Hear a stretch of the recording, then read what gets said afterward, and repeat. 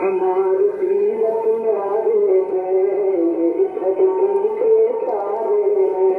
हमारे तीरथ न्यारे हैं, धरती के तारे हैं। हमारे तीरथ न्यारे हैं, धरती के तारे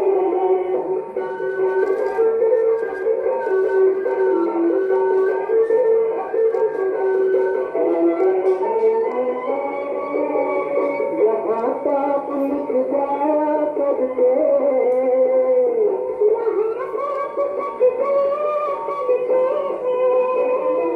यहाँ मिलता भूल जाता,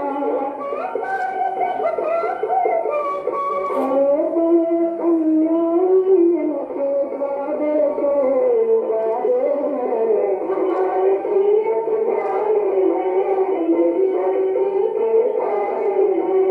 हमारे तीरथ न्यारे हैं, धरती के तारे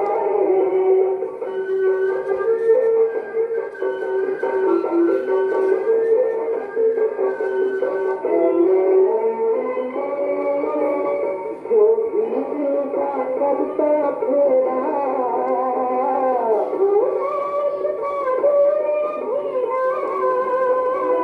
वही भूमि को स्वर्ग बनाते। पाप पुण्य की यही कसौटी, सबके यही तुम्हारे हैं। हमारे तीरथ न्यारे हैं, धरती के तारे हैं। हमारे तीरथ न्यारे हैं, धरती के तारे हैं।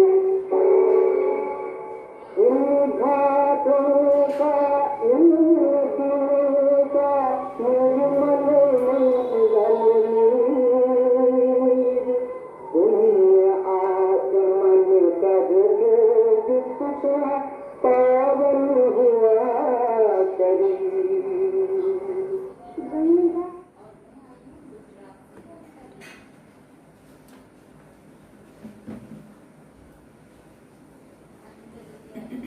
ओम शांति। आज 8/9/1922 की मुरली है। मीठे बच्चे, तुम्हारा पुराना दुश्मन है रावण। तुम्हारी लड़ाई बड़ी खौफनाक है। तुम जितना एक के साथ योग लगाएंगे, उतना दुश्मन पर जीत पाने का बल मिलेगा। अब वो एक कौन है? वो है शिव बाबा, परमपिता परमात्मा। जब परमपिता परमात्मा से हम योग लगाएंगे तो हमारे जो सारे दुश्मन हैं उन पे हम जीत पा सकते हैं। प्रश्न है, तुम ब्राह्मणों की डिपार्टमेंट दुनिया के मनुष्यों से बिल्कुल ही भिन्न है, कैसे और कौन से? उत्तर है, तुम ब्राह्मणों की डिपार्टमेंट है श्रीमत पर पावन बनना और बनाना। तुम योग बल से अपने पापों को भस्म करते हो। तुम्हारी सब मनोकामनाएं बाप पूरी करते हैं। मनुष्य तो जो कुछ करते उससे नीचे ही उतरते आते हैं। रिद्धि सिद्धि आदि सीख लेते हैं, परंतु पति से पावन तो बनते ही नहीं हैं और ही पतित बनते जाते हैं। आज का गीत है, हमारे तीरथ न्यारे हैं। ओम शांति।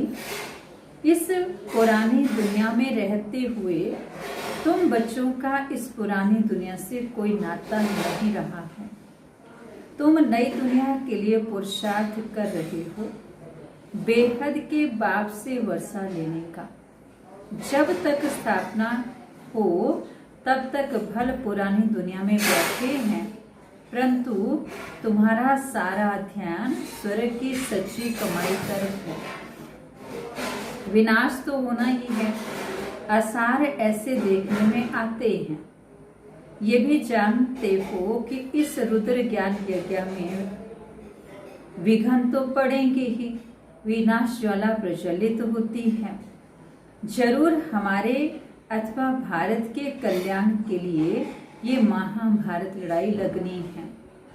अभी वास्तव में तुम किससे लड़ाई करते नहीं हो, तुम तो डबल अहिंसक हो। तुम्हारे पास ना काम का ना क्रोध का होता है, दोनों ही प्रकार की तुम हिंसा नहीं करते हो। मुख्य हिंसा काम की ही कही जाती है। ये तो है ही पतित दुनिया। किस कारण पतित बने हैं? विकारों के कारण। ये काम विकार आदि मध्य अंत दुख देता है, क्रोध के लिए नहीं कहा जाता है। अपवित्रता और पवित्रता की बात है। काम ही सबको धोखा देता है। इस काम पर ही अबलाओं पर अत्याचार होते हैं। एक पवित्र बने दूसरा न बने तो झगड़ा हो पड़ता है। बाप कहते हैं दोनों को प्रतिज्ञा करनी है ज्ञान चिता पर बैठने की। वे काम चिता पर बिठाते हैं। बाप वे सौदा कैंसल कराते हैं। अब पवित्र दुनिया स्थापन होती है तो वे सौदा कैंसल करना पड़े। ज्ञान चिता पर बैठने से पवित्र बन पवित्र दुनिया के मालिक बनेंगे। तुम्हारी भी लड़ाई है। उस बाहुबल की लड़ाई से वास्तव में तुम्हारी लड़ाई बहुत खौफनाक है, क्योंकि रावण तुम्हारा बहुत बड़ा दुश्मन है। उस पर जीत पानी है। जितना बाप के साथ बुद्धि योग लगाएंगे तो बल मिलेगा। सारा मदार है बाप को याद करने पर। जितना हम याद करेंगे, श्रीमत पर चलेंगे। श्रीमत कहती है गृहस्थ व्यवहार में रहते सर्वगुण संपन्न 16 कला संपूर्ण बनना है। आत्मा को ही बनना है। आत्मा 16 कला संपूर्ण थी। अब वह 84 जन्म लेते लेते नीचे उतरती है। वास्तव में नाम शिव है। शिवाय नमः कहते हैं, रामाय नमः नहीं कहते हैं। भले शिव को राम भी कहते हैं, लेकिन बाबा कहते मेन नाम जो है शिव ही है मेरा। तो उसके बाद भले बाबा कहते शिवाय नमः तो कहते हैं, रामाय नमः नहीं कहते हैं। शिव बाबा अक्षर बहुत राइट है। राम को बाबा कहते नहीं हैं, शिव को बाबा कहते हैं। राम यानी परमपिता परमात्मा, ना कि रघुपति राघव राजा राम। मनुष्य जो सुनते व बोलते जाते हैं। अब सिवाय तुम बच्चों के और कोई भी परमपिता परमात्मा के साथ यथार्थ योग नहीं लगाते हैं। वे तो समझते हैं कि परमात्मा तो ब्रह्म ज्योति स्वरूप है, नाम रूप से न्यारा है। अगर ब्रह्म कहते भी हैं, ब्रह्म कहते हैं तो भी नाम हो गया। कुछ भी समझते नहीं। बाप कहते हैं मैं ज्ञान का सागर हूँ, मैं अति सूक्ष्म हूँ। उससे सूक्ष्म कोई चीज होती नहीं। अति सूक्ष्म है। जैसे झाड़ का बीज सूक्ष्म होता है, देखने में आता है कितना छोटा है। मनुष्य सृष्टि का बीज तो सबसे सूक्ष्म है, सबसे छोटी खसखस होती है। हाँ, हम सभी ने देखा है कितनी बारीक वो होती है। हाँ, अगर आप एक दाना भी उठाना चाहें तो वो एक दाना नहीं उठा सकते, 5-7 दाने ही इकट्ठे आएंगे। ठीक है, बहुत पतली होती है, उनके झाड़ बहुत बड़े बड़े होते हैं। तो परमपिता परमात्मा तो उनसे भी अति सूक्ष्म बिंदी है। बाप कहते हैं मैं जो हूँ जैसा हूँ, इस रीति तुम्हारे में भी नंबरवार जानते हैं। कोटों में कोई ही इस राज को समझते हैं। शिव बाबा जैसी महिमा और कोई भी मनुष्य आत्मा की हो नहीं सकती। कैसे आकर पति दुनिया को पावन बनाते हैं, सम्मुख आकर बच्चों को पढ़ाते हैं, कुछ भी नहीं जानते हैं। ना मुझे जानते ना चक्कर को जानते। अभी तुम नंबरवार पुरुषार्थ अनुसार जानते हो। तुम्हारा इस पुरानी दुनिया से कोई ताल्लुक नहीं है। मनुष्य तो घोर अंधियारे में है। उनका तो धंधा ही अपना है, तुम्हारा धंधा अपना है। मनुष्यों के धंधे अलग अलग हो सकते हैं। जैसे किसी का डॉक्टर है तो डॉक्टरी का धंधा है, कोई टीचर है तो वो सबको पढ़ाएगा, और कोई जो है वो इंजीनियर है, वो उसका धंधा अपना है। तो बाबा कहते उनका धंधा सभी का अलग अलग है, लेकिन तुम्हारा धंधा जो है वो सभी का एक ही है। और वो कौन सा धंधा है? सबको परमात्मा का सच्चा परिचय देना।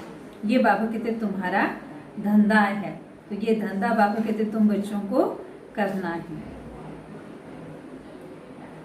मनुष्य तो घोर अंधियारे में है, तुम्हारा ही वक्त, उनका तो अपना धंधा है, तुम्हारा धंधा अपना है। तुम हो गए गुप्त योगबल की सेना, वह है बाहुबल की सेना। उनको तुम जानते हो, तुमको कोई जानते नहीं।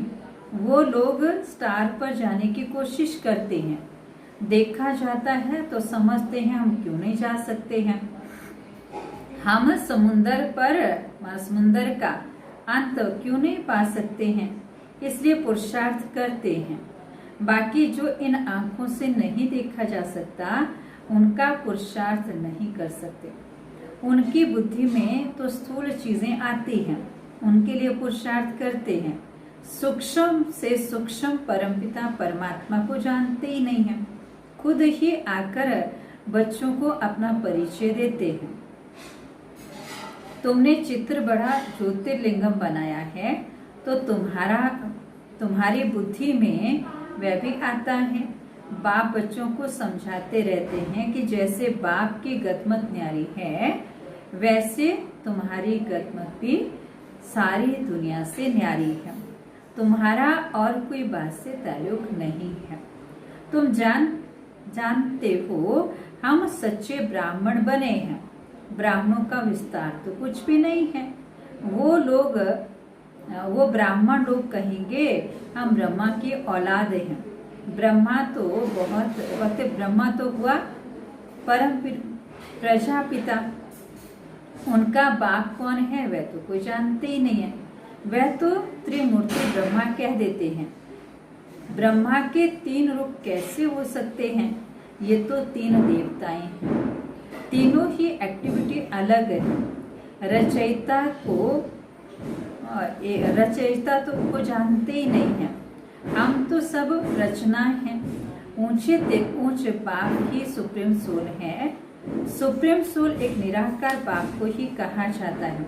ऐसे नहीं कि वह भी निराकार परमात्मा और हम आत्माएं भी निराकार हैं, सब एक ही हैं, सब उनके ही रूप हैं। बाबू कहते नहीं, आत्मा परमात्मा का रूप भले एक है, लेकिन उनके गुणों और शक्तियों में अंतर है। हम आत्मा सर्वगुण संपन्न 16 कला संपूर्ण बनती हैं, सर्व शक्तियों को अपने अंदर धारण करती हैं, लेकिन हम स्वरूप बनती हैं। परमपिता परमात्मा तो इन चीजों का सागर है, सर्व गुणों का, सर्व शक्तियों का वो सागर है।